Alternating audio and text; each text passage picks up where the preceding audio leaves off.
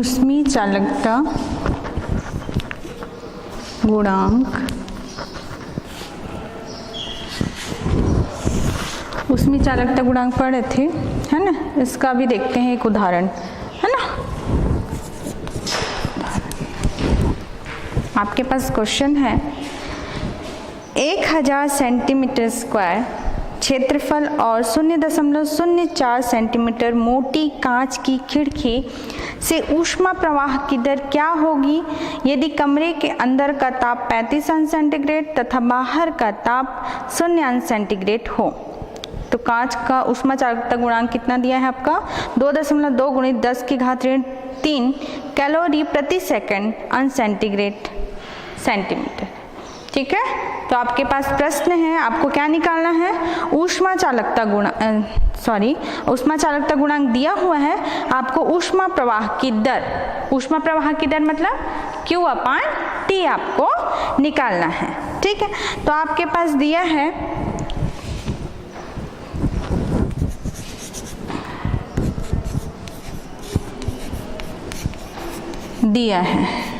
ठीक है, क्या क्या आपको दे दिया है, कौन कौन सा मान दे दिया है आपको। क्षेत्रफल, अनुप्रस्थ काट का क्षेत्रफल 1000 सेंटीमीटर स्क्वायर, है ना।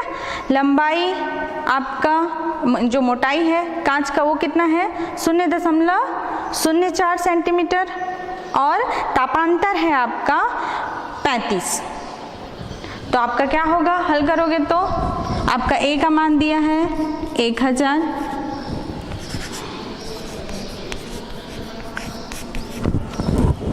मोटाई आपका दिया है सेंटीमीटर 0.04 सेंटीमीटर, तापांतर दिया हुआ है आपका θ1 माइनस θ2। आपका अधिक ताप कितना है 35 और बाहर जो ये तो कमरे का ताप हो गया 35, है ना, और बाहर का ताप कितना हो गया 0 अंश सेंटीग्रेड। तो तापांतर कितना है आपका 35। तो आपको निकालना है ऊष्मा प्रवाह की दर। तो आपका सूत्र क्या है, सूत्र आपके पास सूत्र है Q/T equal to KA θ1 minus θ2 upon L। वहाँ D था, D के जगह यहाँ L लिया गया है तो L। ठीक है, तो आपका Q/T क्या को बताता है, T के सापेक्ष ऊष्मा प्रवाह की दर बराबर K ऊष्मा चालकता गुणांक, A अनुप्रस्थ काट का क्षेत्रफल, θ1 माइनस θ2 तापांतर और L आपका लंबाई और यहाँ कांच की मोटाई से है। ठीक है, तो इस स्थिति में आपको A का मान दे दिया गया है L और θ1 माइनस θ2 इनके मान दे दिए गए हैं। K का मान आपका दिया है 2.2 गुणित 10 की घात ऋण 3 कैलोरी प्रति सेकंड अंश सेंटीग्रेड सेंटीमीटर। तो आपका K का मान दिया हुआ है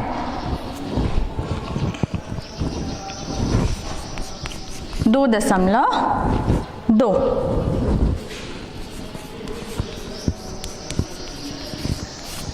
प्रति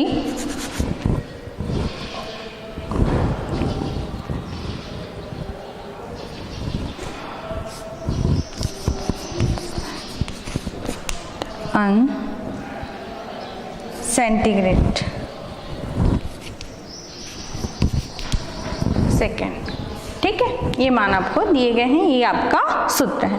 तो इसमें मान रखोगे तो कितना आएगा आपका, यहाँ पर मान रखेंगे, यहाँ पर कितना 2.2, A का मान 1000, θ1 माइनस θ2 का मान कितना है 35 अंश सेंटीग्रेड और L का मान है 0.04। सभी मान रख दें तो कितना आएगा आपका, इसको यदि सभी मानों को रखते हैं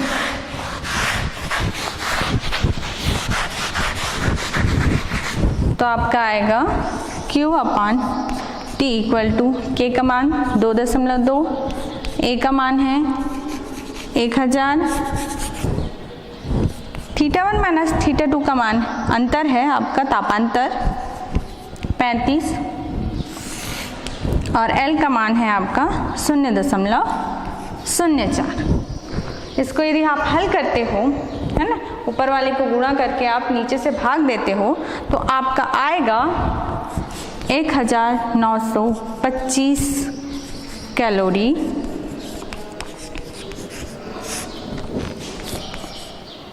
प्रति सेकेंड। ठीक है, तो Q अपान T का मान कितना आया? 1925 कैलोरी प्रति सेकेंड। ठीक, तो ये है आपका ऊष्मा प्रवाह की दर Q अपान T। तो इस प्रकार आपका यदि किसी एक का भी मान निकालना है तो बाकी का मान यदि दिया हुआ है ना, तो उसको आप क्या करोगे, जिनके मान दिए गए हैं उसको एक साइड रखोगे और जिसका मान नहीं दिया गया है उसको दूसरे साइड।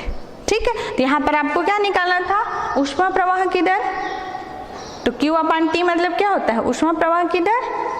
तो हमने इसको एक साइड किया उस सूत्र में और बाकी को दूसरे साइड, और सारे के मान रख दिए तो आपका आंसर आ गया। ठीक है, तो इस प्रकार हल करेंगे। आगे है आपका ऊष्मा चालकता के कुछ विशेष पद। ऊष्मा चालकता के कुछ विशेष पद या कुछ परिभाषाएं हैं।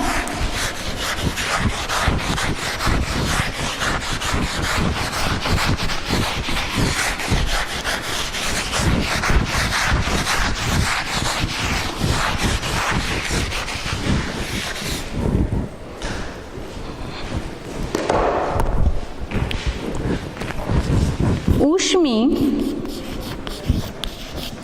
चालकता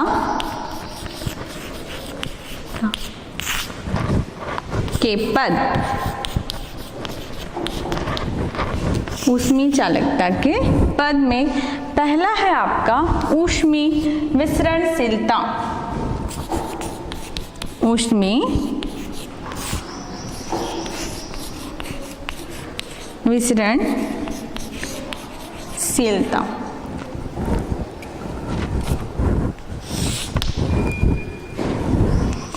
अभी ऊष्मीय विसरणशीलता क्या है? जैसे कि परिवर्ती दशा की बात करें, परिवर्ती दशा में क्या होता है? परिवर्ती दशा कौन सी दशा होती है? जब आपका ताप परिवर्तित होता है, मतलब उस पदार्थ के द्वारा ऊष्मा का अवशोषण भी होगा और प्लस ऊष्मा का संचरण भी होगा, दोनों ही कंडीशन लागू होंगे। ठीक, उस कंडीशन को अब हम क्या कहते हैं? परिवर्ती दशा कहते हैं। तो जैसे पदार्थ के अनुसार क्या होता है, यदि ऊष्मा का संचरण हो रहा है तो वो पदार्थ पर डिपेंड करेगा कि कितना को वो अवशोषित करता है और कितना को वो आगे की ओर बढ़ाता है। तो आपका जैसे ऊष्मीय संचरण के समय या ऊष्मा की जो मात्रा है, या अगर उस पदार्थ की चालकता अधिक है तो आसानी से आगे प्रवाहित हो जाएगा, और यदि उसकी ऊष्माधारिता अधिक है तो उस कंडीशन में ऊष्मा जो प्रवाह की दर है वो क्या हो जाएगी? कम हो जाएगी। क्यों कम होगी? यदि धारिता अधिक है उस कंडीशन में ऊष्मा प्रवाह का जो दर है वो क्या हो जाएगा? आपका कम हो जाएगा। क्यों कम होगा? इसका कारण ऊष्मा प्रवाह का दर कम होने का कारण है कि यदि पदार्थ अधिक मात्रा में ऊष्मा अवशोषित करेगा, ऊष्माधारिता का मतलब ऊष्मा का अवशोषण अधिक, तो उस कंडीशन में उसको समय लगेगा, अवशोषित ज़्यादा से ज़्यादा मात्रा में होगा तो आगे प्रवाहित होने में समय लगेगा उसको, तो ऊष्मा प्रवाह की दर क्या हो गई? कम हो गई। यदि चालकता अधिक है उस कंडीशन में क्या होता है? आसानी से आगे चला जाएगा। लेकिन यदि धारिता अधिक है तो आसानी से जा सकता है क्या? नहीं जा सकता। तो ये दो चीज़ें उसको इफेक्ट करती हैं ऊष्मा प्रवाह की दर को, एक तो उसकी ऊष्मीय धारिता और एक ऊष्मा चालकता। तो माना कि पदार्थ का घनत्व रो है, घनत्व को रो से प्रदर्शित किया गया है यहाँ पर, तथा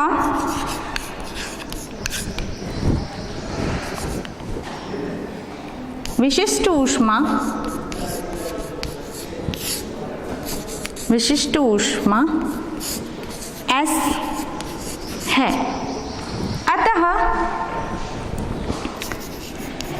अतः एकांक आयतन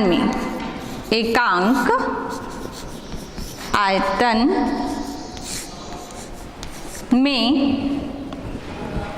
ऊष्मी धारिता बराबर हो जाएगा आपका इन दोनों के गुणनफल के बराबर, रो और S के गुणनफल के बराबर। तो रो इंटू S। माना कि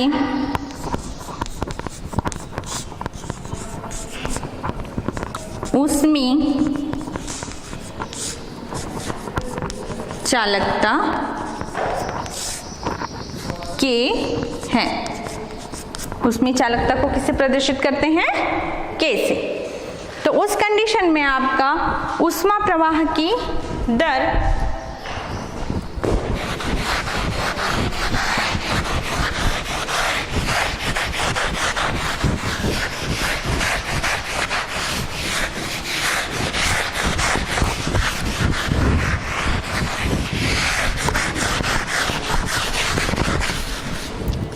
ऊष्मा प्रवाह की दर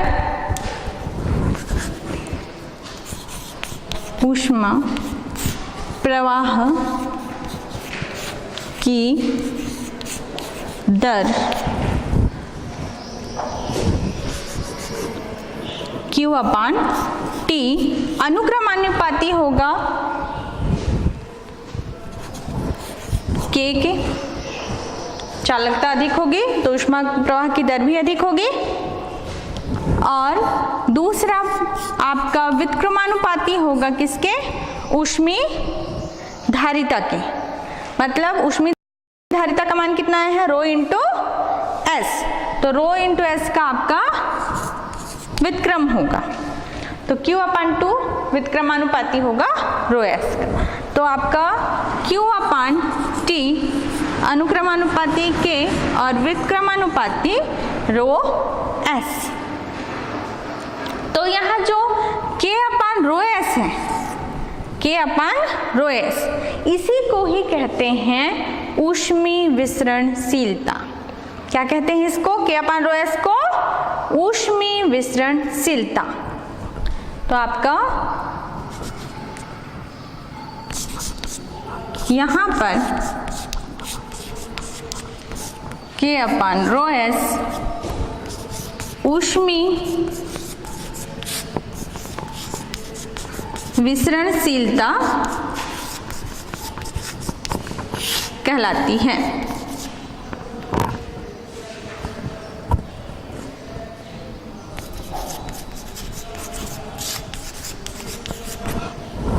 तो ये हो गया आपका K/ρs ऊष्मी विसरणशीलता। अब इसमें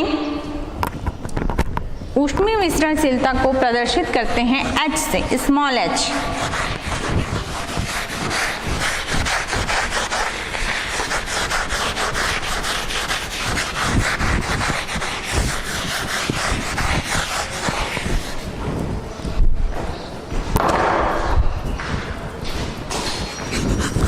ऊष्मी विसरणशीलता को किससे प्रदर्शित करते हैं? स्मॉल h से। तो h बराबर क्या हो गया आपका? K/, जो पहले आया था आपका K/ρs। h equal to K/ρs। ये आपका कहलाता है ऊष्मी विसरणशीलता।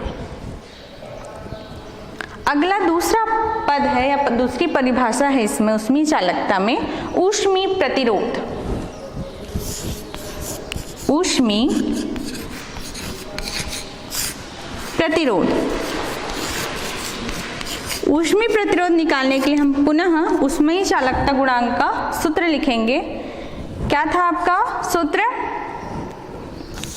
Q equal to K A theta 1 minus theta 2 into T upon D. ये आपका सूत्र था। इस स्थिति में यदि हम t को इस तरफ ले आए तो क्या बन जाएगा आपका Q upon T equal to K A theta 1 minus theta 2 upon D. समीकरण 1। अब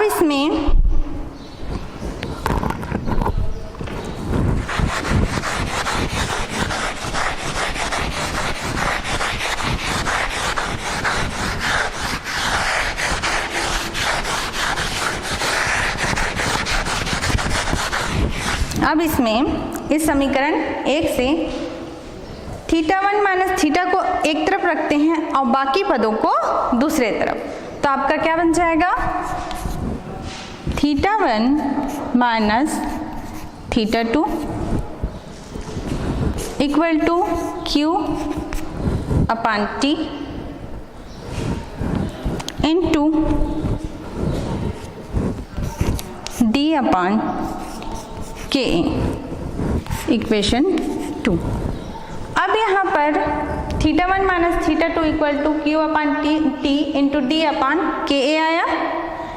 इसकी तुलना यदि विद्युत के समीकरण से करें, विद्युत में आपका प्रतिरोध और विभवांतर के में संबंध बताने के लिए ओम ने जो नियम प्रतिपादित किया था उसके अनुसार से सूत्र क्या था आपका, ओम के नियम से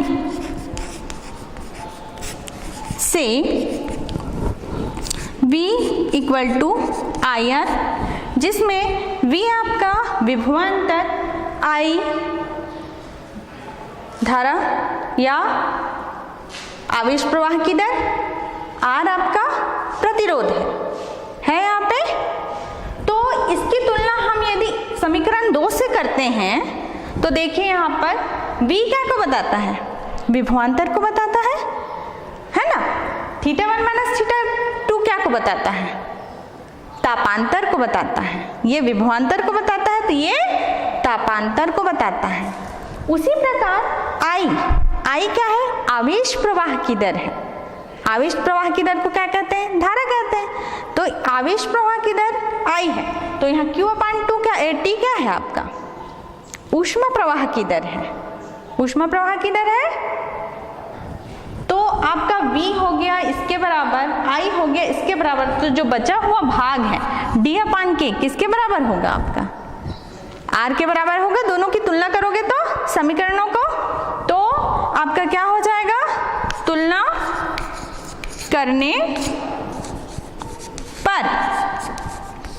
करने पर कितना आएगा,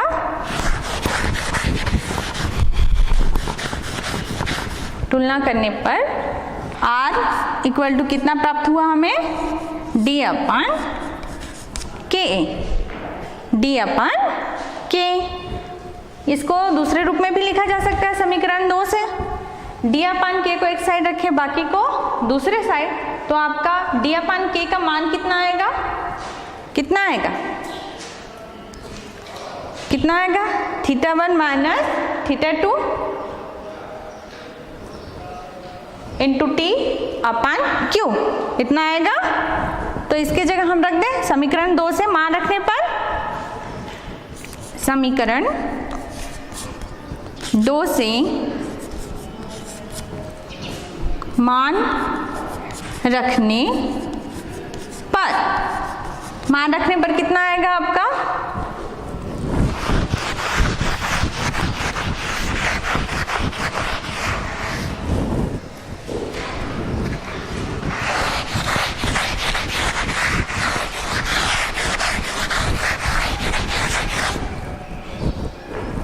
R equal to theta 1 minus theta 2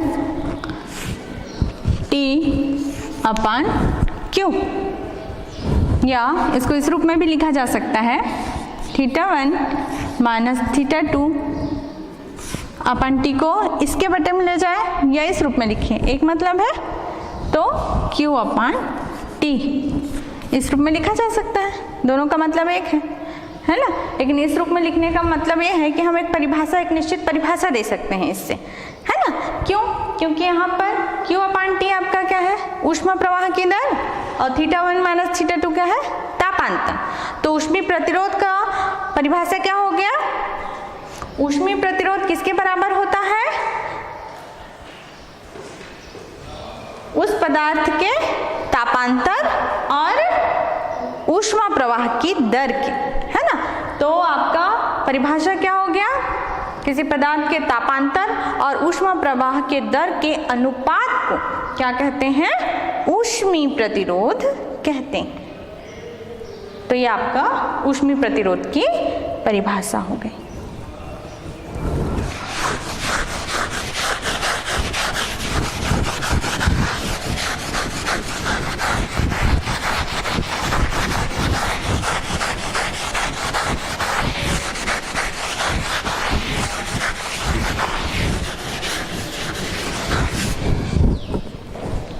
अगला आपका पद है समतापी पृष्ठ और ताप प्रवणता।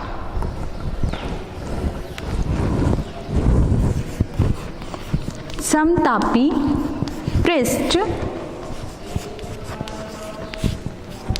और ताप प्रवणता।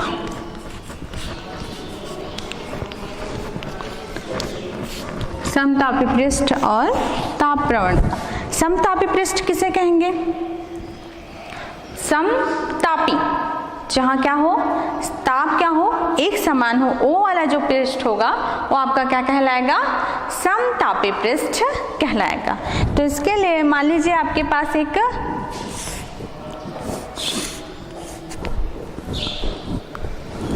क्षण है,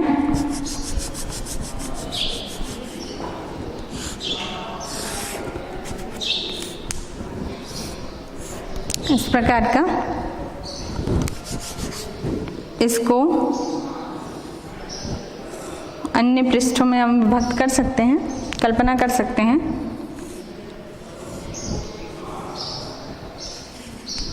इस प्रकार से यहाँ पर ऊष्मा का संचरण हो रहा है, यहाँ ऊष्मा Q, यहाँ ऊष्मा, ये भी एक क्षण है, ठीक है। तो इस स्थिति में समतापी पृष्ठ किसे कहेंगे, जैसे परिवर्ती दशा में, परिवर्ती दशा में क्या होता है, ऊष्मा जैसे जैसे प्रदान की जाती है पदार्थ को, उसके अनुपात में क्या होने लगता है, ऊष्मा का संचरण होने लगता है, जिसके कारण क्या होता है, ताप परिवर्तित होने लगता है। स्थायी दशा में क्या होता है, स्थायी दशा में आपका ताप क्या हो जाता है, स्थिर हो जाता है। मतलब अब क्या होगा, ताप में और परिवर्तन नहीं होगा, जितना था उतना ही बना रहेगा। वो आपकी क्या कहलाती है, पदार्थ की स्थायी दशा कहलाती है। लेकिन पदार्थ की स्थायी दशा तो है, लेकिन ये नहीं बोल सकते कि प्रत्येक पृष्ठ का ताप समान होगा, है ना। जो ऊष्मा पहला वाला जो भाग है उसका ताप अधिक होगा, जैसे जैसे आगे बढ़ेंगे ताप क्या होने लगता है, कम है ना। ताप स्थिर जरूर हो गया है, परंतु पहले पृष्ठ का ताप अधिक है, फिर अगला पृष्ठ का ताप कम है, फिर अगले पृष्ठ का ताप कम है, और सबसे जो अंतिम वाला जो पृष्ठ है उसका ताप क्या है, सबसे कम है। यह है आपका, लेकिन प्रत्येक पृष्ठ का ताप क्या हुआ है, एक समान बना हुआ है। यह आपकी क्या, कौन सी ये दशा हो गई, स्थायी दशा हो गई। तो इस कंडीशन में यदि हम इस पूरे जो क्षण आपके पास है ना, या ये पदार्थ है, उसको पृष्ठों में यदि हम अलग अलग कल्पना करें, है ना, तो एक जैसे ये इसकी संचरण की दिशा हो गई, संचरण दिशा के लंबवत यदि एक पृष्ठ की कल्पना करते हैं तो वहां उस पृष्ठ में ताप क्या रहेगा, आपका एक समान बना रहेगा। अगला पृष्ठ से ताप जरूर कम होगा, जैसे ये वाला पहले पृष्ठ की बात करें तो इससे कम जरूर होगा, लेकिन इसी पृष्ठ में क्या होगा, वह ताप एक समान बना रहेगा। जैसे एक छड़ है, उसको इतना लंबा छड़ है आपके पास, है ना, उसको हमने गर्म किया, स्थायी दशा प्राप्त हो गई है।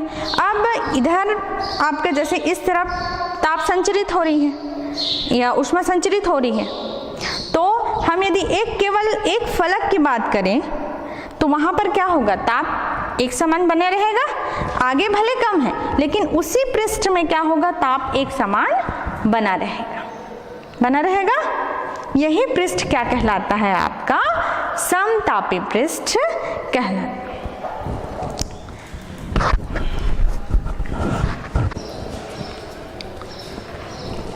इस प्रकार आपका समतापी पृष्ठ यहाँ पर क्लियर हो गया। समतापी पृष्ठ मतलब क्या होगा, ऊष्मा के संचरण के लंबवत यदि हम कोई भी पृष्ठ लेते हैं तो वो एक समतापी पृष्ठ होगा। भले ही दो समतापी पृष्ठ हैं, उनमें ताप में अंतर हो सकता है, लेकिन उसी पृष्ठ में आपका क्या होगा, ताप एक समान बना रहेगा, वो आपका क्या कहलाएगा, समतापी पृष्ठ कहलाता है। अब ये इसी से हम किसको समझ सकते हैं, ताप प्रवणता को समझ सकते हैं। ताप प्रवणता मतलब क्या है आपका, ताप प्रवणता दूरी के साथ ताप में परिवर्तन, दूरी के साथ ताप में परिवर्तन क्या कहलाता है, आपका ताप प्रवणता कहलाता है। यदि माना कि x व x प्लस डेल x दूरी पर स्थित दो समतापी पृष्ठ हों, दो समतापी पृष्ठों के ताप क्रमशः थीटा व थीटा माइनस डेल थीटा है,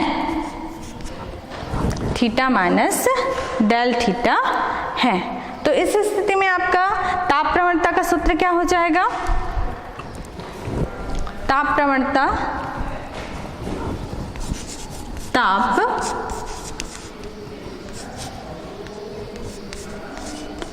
प्रवणता, ताप प्रवणता मतलब क्या है, दूरी के साथ ताप में परिवर्तन।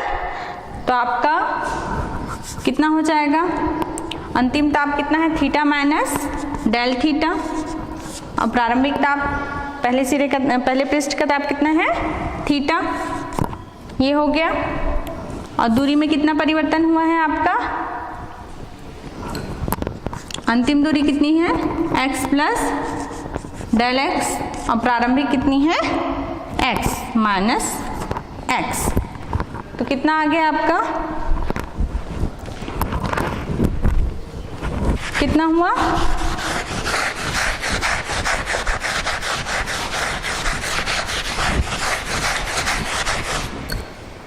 ताप प्रवणता बराबर, ये आपका माइनस थीटा यहाँ पर है, यहाँ थीटा है, ये दोनों कट जाएगा, बचेगा केवल क्या, minus del theta, minus del theta, और यहाँ पर x से x कैंसिल हो जाएगा, यहाँ क्या बचेगा आपका डेल x, तो ये आपका आ गया डेल x। तो ये हो गया आपका ताप प्रवणता का सूत्र, minus del theta upon del x, दूरी के साथ ताप में परिवर्तन, ये आपका क्या कहलाता है, ताप प्रवणता कहलाता है। ठीक है, यहाँ पर माइनस चिन्ह दिया गया है, माइनस का क्या अर्थ है, दूरी के साथ ताप में परिवर्तन तो हो रहा है, लेकिन यहाँ कौन सा चिन्ह आया है, ऋण चिन्ह आया है। ऋण चिन्ह का मतलब है आपका कमी को बताता है। तो यहाँ पर दूरी के साथ किस में कमी हो रही है, ताप में कमी हो रही है ना, तो उस कमी को बताने के लिए यहाँ पर कौन सा चिन्ह लगाया गया है, ऋण का चिन्ह लगाया गया है। मतलब जैसे जैसे समतापी पृष्ठ में आगे बढ़ोगे वैसे वैसे क्या होते जाएगा, ताप कम होता जाएगा, दूरी के साथ ताप में क्या हो रही है, कमी हो रही है। यही इस चिन्ह का मतलब है। तो ये आपका ताप प्रवणता बराबर minus del theta upon del X. तो ये कुछ पद थे आपके, कुछ परिभाषाएं थी, जैसे ऊष्मीय विसरणशीलता, दूसरा पद आपका क्या आया ऊष्मीय प्रतिरोध, तीसरा पद आपका क्या आया ताप प्रवणता, समतापी पृष्ठ। तो जानना जरूरी है कि क्या चीजें हैं। अगला है आपका इंजन हौज के प्रयोग द्वारा विभिन्न पदार्थों की ऊष्मीय चालकताओं की तुलना करना। इंजन हौज के द्वारा विभिन्न पदार्थों के ऊष्मीय चालकताओं की तुलना करना।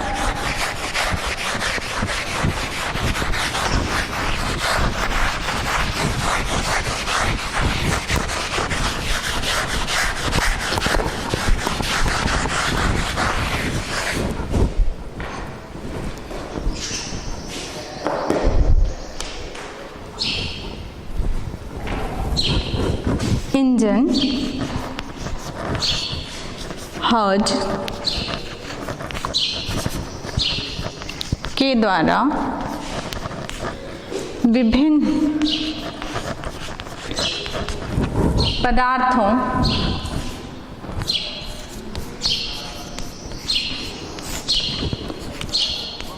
की ऊष्मीय चालकताओं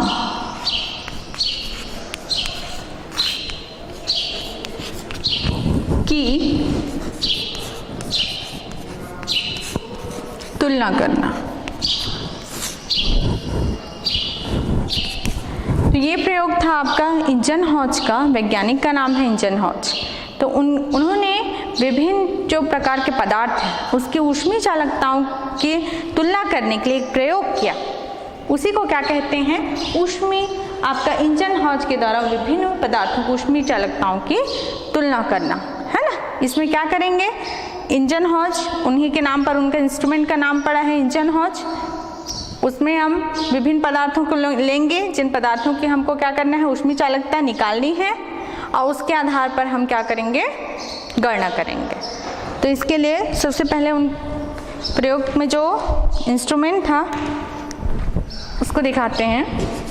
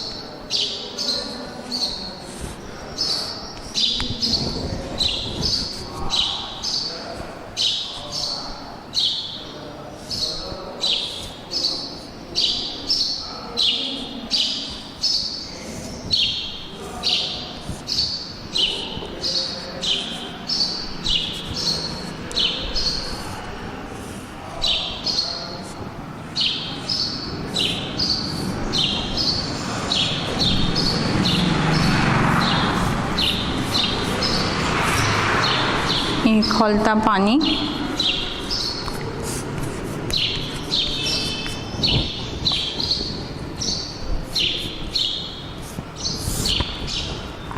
विभिन्न प्रकार के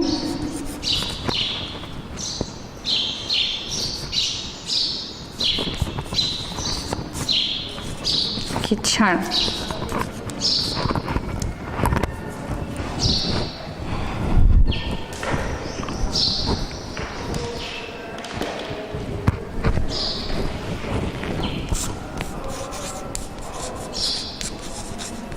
धातु का पात्र हो गया, इसके कहते हैं इंजन हौज। तो उन्होंने इस प्रकार का एक धातु का पात्र लिया, उसमें उन्होंने क्या कर दिया खौलता पानी उसको डाल दिया इसमें छेद रखे गए हैं जहाँ पर आप किसको अटैच कर सकते हैं, जिन पदार्थों का आपको क्या करना है अध्ययन करना है ऊष्मीय चालकता का, उसको यहाँ अटैच कर देंगे, जिसमें से उसका आधा भाग बाहर की ओर रहेगा, आधा भाग अंदर की ओर रहेगा। यहाँ पर सबसे पहले इसमें मोम की परत चढ़ा देंगे। सभी पदार्थों में जितने भी क्षण आप ले रहे हो उसमें क्या कर देंगे, मोम की परत चढ़ा दिए। उसके बाद जैसे ही आप खौलता पानी डालोगे, उसके बाद क्या होगा, जैसे ही खौलता पानी डालोगे आपका मोम पिघलने लगेगा ताप के साथ। और ये प्रोसेस कब तक चलेगा पिघलने का, जब तक आपका ताप की स्थायी दशा प्राप्त ना हो जाए। जैसे ही ताप की स्थायी दशा प्राप्त होगी मोम का पिघलना बंद हो जाएगा। तो इसमें मान लीजिए, माना कि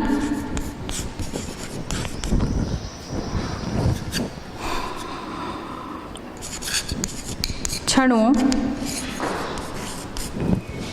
की लंबाई, जो पिघला हुआ मोम है वहाँ तक की लंबाई है ना, वहाँ तक की लंबाई मान लीजिए L1, L2, L3, L4 है, तथा ऊष्मीय चालकता क्रमशः K1, K2, K3, K4 आदि है ना। तो इसमें क्या करेंगे, जैसे ही मोम आपका स्थायी दशा प्राप्त होगा, मोम का पिघलना बंद हो जाएगा, वहाँ तक की हम लंबाई ले लेंगे। कहाँ कहाँ तक का पिघलना बंद होगा उस क्षण की लंबाई ले लिए, L1, L2, L3, L4। मान लीजिए आपने 4 क्षण लिए हैं तो चारों की लंबाई की गणना कर लिए। उसके बाद देखते हैं कि जो ऊष्मीय चालकता गुणांक है सभी की, वो किस अनुपात में होता है, K1, K2, K3, K4 क्रमशः। अगर और लेते हैं तो आगे इसमें ऐड कर सकते हैं। वो आपका होता है, इनका अनुपात लंबाइयों के वर्ग के अनुपात के बराबर होता है।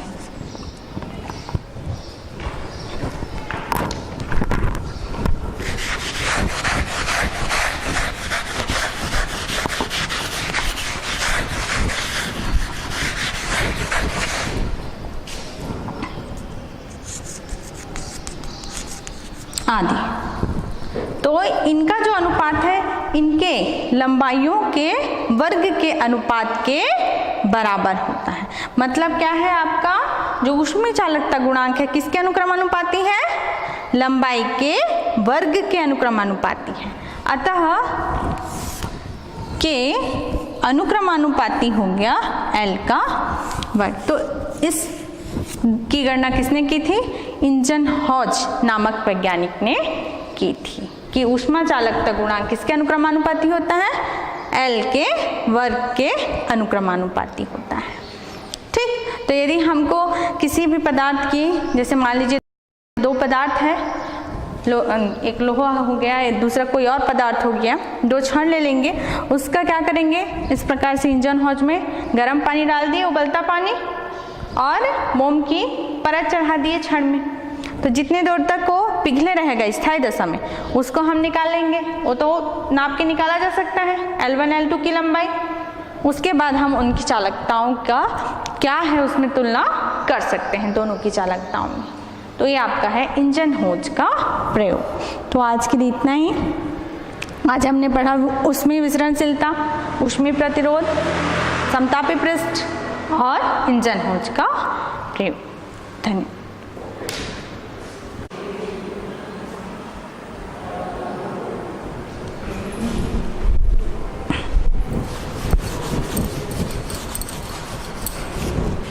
पिछली बार हमने जो आंकिक प्रश्न लिया था चालकता गुणांक का, उसमें कुछ त्रुटि आ गई थी, उसका आप लोग सुधार कर लेंगे। उसको एक बार फिर से देख लीजिए। जैसे आपके पास उदाहरण था 1000 सेंटीमीटर स्क्वायर क्षेत्रफल और 0.04 सेंटीमीटर मोटी कांच की खिड़की से ऊष्मा प्रवाह की दर क्या होगी यदि कमरे के अंदर का ताप 35 अंश सेंटीग्रेड तथा बाहर का ताप 0 अंश सेंटीग्रेड हो। कांच का ऊष्मा चालकता गुणांक 2.2 × 10⁻³ कैलोरी प्रति सेकेंड अंश सेंटीग्रेड सेंटीमीटर है। ये आपका क्या था, प्रश्न था। तो उसमें आपका सुधार यहाँ करना है। फिर से आप इसका हल देख लीजिए। जैसे आपको पास प्रश्न का हल दिया है, क्या क्या दिया था आपको? a बराबर 1000 सेंटीमीटर स्क्वायर, ए का मान कितना दिया है? 1000 सेंटीमीटर स्क्वायर। एल का मान दिया है 0.04 सेंटीमीटर। एल का मान कितना दिया? 0.04 सेंटीमीटर। तापांतर, कमरे के ताप और वातावरण के ताप में तापांतर θ1 माइनस θ2 बराबर आपका है 35 ऋण 0 बराबर कितना आ जाएगा आपका? 35 अंश सेंटीग्रेड। 35 अंश सेंटीग्रेड हो गया। अब K का मान क्या दिया है? ऊष्मा चालकता गुणांक का मान, K का मान आपके पास है K बराबर 2.2 × 10⁻³ कैलोरी प्रति सेकेंड। कैलोरी प्रति क्या हो जाएगा इसका मात्रक? कैलोरी प्रति सेकेंड अंश सेंटीग्रेड सेंटीमीटर। तो कितना हो जाएगा? सेकंड प्रति सेकेंड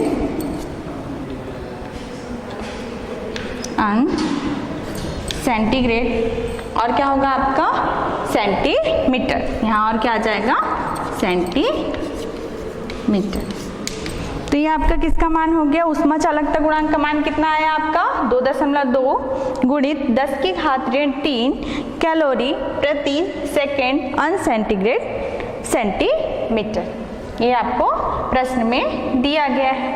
अब इसका सूत्र में मान रख के हल करते हैं तो कितना आ जाएगा?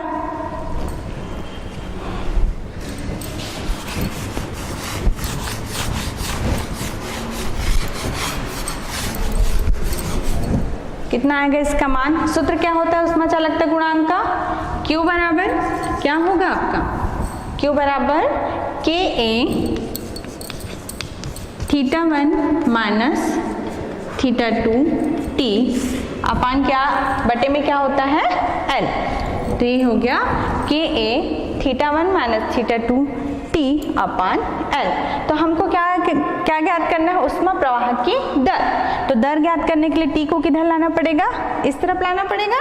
तो इस प्रकार आपका क्या हो जाएगा? Q upon T equal to KA θ1 minus θ2 upon L। ये हो गया।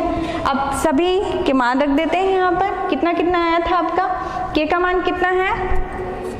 2.2 × 10⁻³ K का मान है आपका 2.2 × 10⁻³ A का मान कितना है? 1000 और तापांतर कितना है आपका? 35। तापांतर आपका है 35 और L का मान कितना है? 0.04। तो ये आपने सब मान रख दिए यहाँ पर। अब इसको हल करोगे तो आपका मान आता है θ1 अपान T बराबर कितना आ जाएगा? इसको हल करो तो उसमें आपका मान आता है 1925। इसको हल करोगे तो कितना आएगा? 1925 कैलोरी प्रति कितना आएगा? प्रति सेकेंड।